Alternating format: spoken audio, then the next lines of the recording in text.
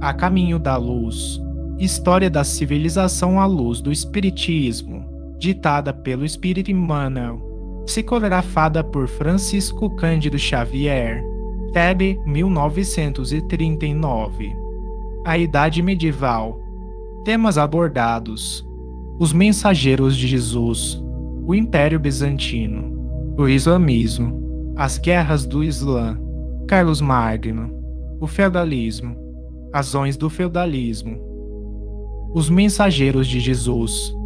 Em todo o século VI, de conformidade com as deliberações efetuadas no plano invisível, aparecem grandes vultos de sabedoria e bondade, contrastando a vaidade orgulhosa dos bispos católicos, que em vez de herdarem os tesouros de humildade e amor do crucificado, reclamaram para si a vida suntuosa, as honrarias e prerrogativas dos imperadores. Os chefes eclesiásticos, guindados à mais alta preponderância política, não se lembravam da pobreza e da simplicidade apostólicas, nem das palavras do Messias, que afirmara não ser o seu reino ainda deste mundo. Todavia, nesse pantanal de ambições floresciam igualmente os lírios da misericórdia de Jesus em sublimadas realizações de sacrifício e bondade. Espíritos heróicos e missionários, cuja maioria não se incorporou aos nomes da galeria histórica terrestre, exerceram a função de novos sacerdotes da ideia sagrada do cristianismo, conservando-lhe o fogo divino para as futuras gerações do planeta. Subordinados, embora, à disciplina da Igreja Romana, eles ouviam, no ádito do coração, a palavra eterna e suave do divino jardineiro e sabiam, por isso, que a sua missão era a da renúncia, do sacrifício e da humildade. Roma podia negociar os títulos eclesiásticos com a política do mundo e estabelecer a simonia nos templos sagrados, esquecendo os mais severos compromissos, eles, porém, nas suas túnicas rotas, atravessariam o mundo alentando a palavra das promessas evangélicas, edificariam pousos de silêncio e de misericórdia, onde guardassem as tradições escritas da cultura sagrada para os dias do porvir.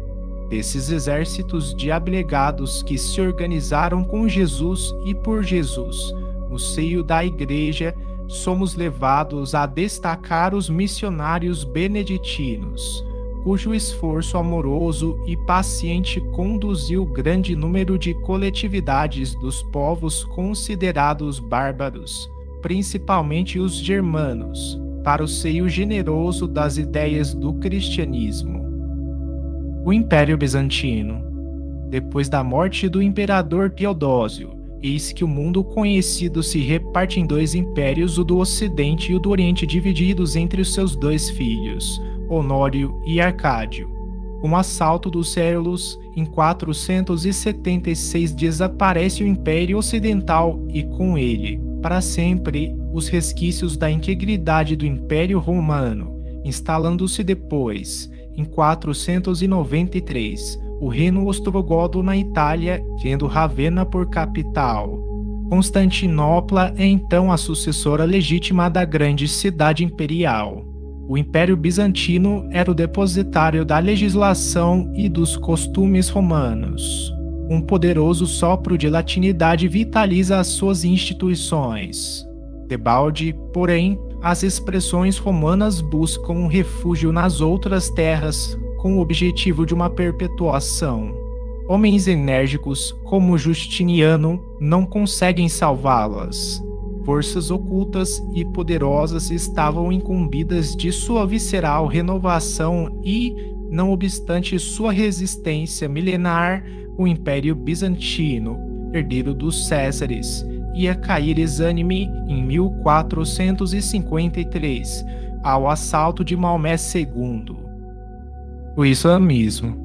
Antes da fundação do papado, em 607, as forças espirituais se viram compelidas a um grande esforço no combate contra as sombras que ameaçavam todas as consciências.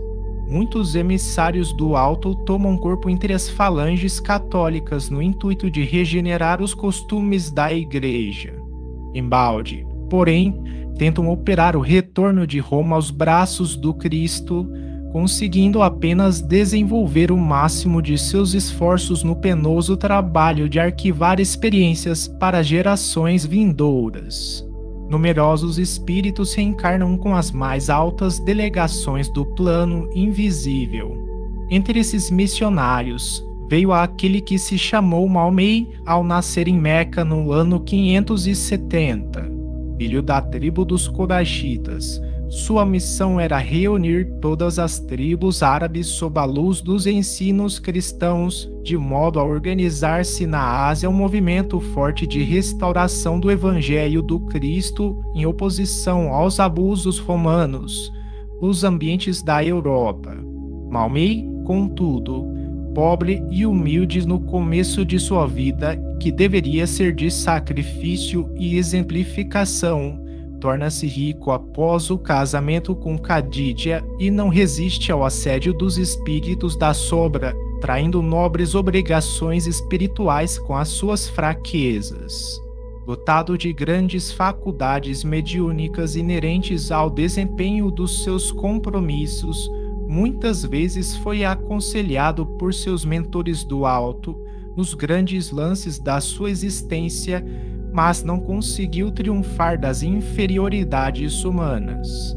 É por essa razão que o missionário do Islã deixa entrever, nos seus ensinos, flagrantes contradições. A par do perfume cristão que se vola de muitas das suas lições, há um espírito belicoso, de violência e de imposição. Junto da doutrina fatalista encerrada no Alcorão, existe a doutrina da responsabilidade individual, divisando-se através de tudo isso uma imaginação superexcitada pelas forças do bem e do mal, um cérebro transviado do seu verdadeiro caminho. Por essa razão, o islamismo, que poderia representar um grande movimento de restauração do ensino de Jesus, corrigindo os desvios do papado nascente, assinalou mais uma vitória das trevas contra a luz e cujas raízes era necessário extirpar. As guerras do Islã. Maomé, nas recordações do dever que o trazia à terra, lembrando os trabalhos que lhe competiam na Ásia, a fim de regenerar a Igreja para Jesus, vulgarizou a palavra infiel entre as várias famílias do seu povo, designando assim os árabes que lhe eram insubmissos, quando a expressão se aplicava perfeitamente aos sacerdotes transviados do cristianismo. Com o seu regresso ao plano espiritual, toda a Arábia estava submetida à sua doutrina, pela força da espada, e todavia os seus continuadores não se deram por satisfeitos com semelhantes conquistas. Iniciaram no exterior as guerras santas, subjugando toda a África setentrional no fim do século VII. Os primeiros anos do século imediato atravessaram o Estreito de Gibraltar, estabelecendo-se na Espanha em vista da escassa resistência dos visigodos atormentados pela separação, e somente não seguiram caminho além dos Pirineus porque o plano espiritual ao assinalar um limite às suas operações, encaminhando Carlos Martel para as vitórias de 732. Carlos Magno. É depois dessa época que Jesus permite a reencarnação de um dos mais nobres imperadores romanos, ansioso de auxiliar o espírito europeu na sua amargurada decadência.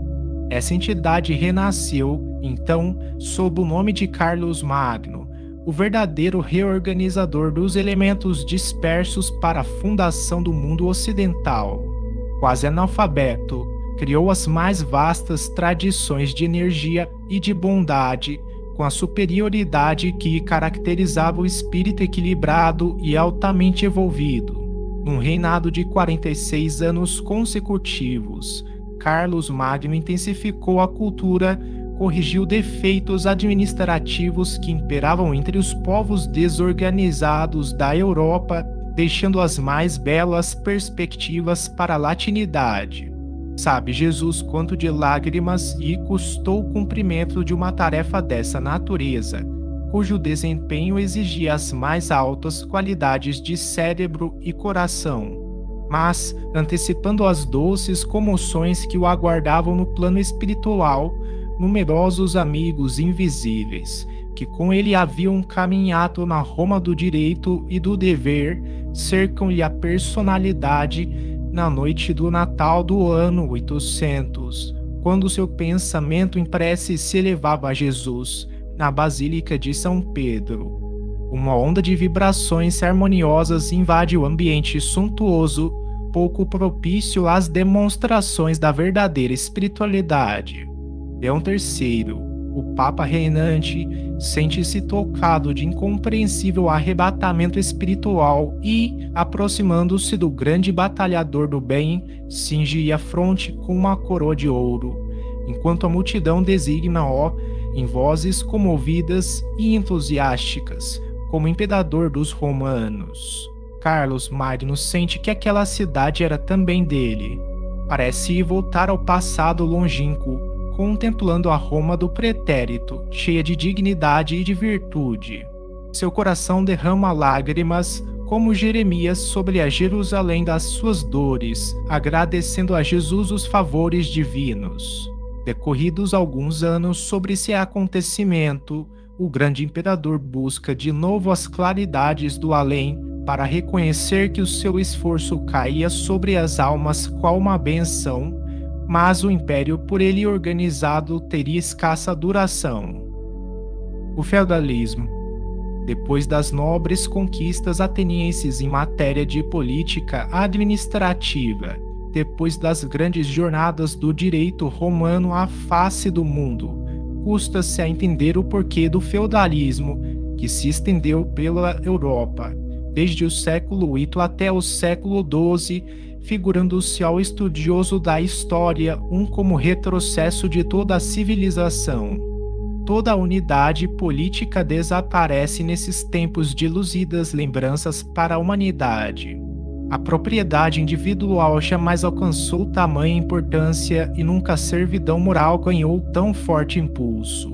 Com semelhante regime, as lutas fratricidas tiveram campo largo no território europeu, disputando-se uma hegemonia que jamais chegava na equação dos movimentos bélicos.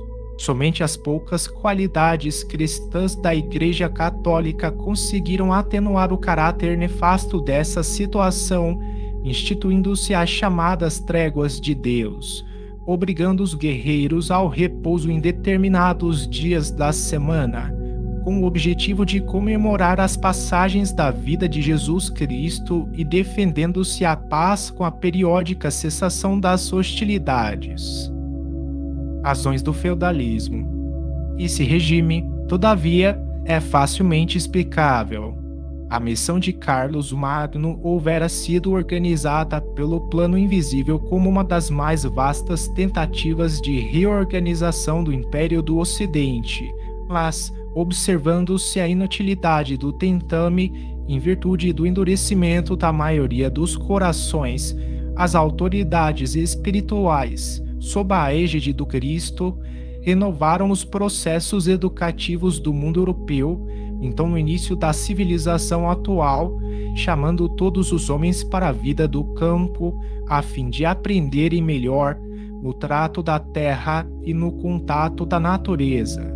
Só o feudalismo podia realizar essa obra e as suas normas, embora grosseiras, foram aproveitadas na escola penosa das aquisições espirituais, onde a reflexão e a sensibilidade iam surgir para a construção do edifício milenar da civilização do Ocidente.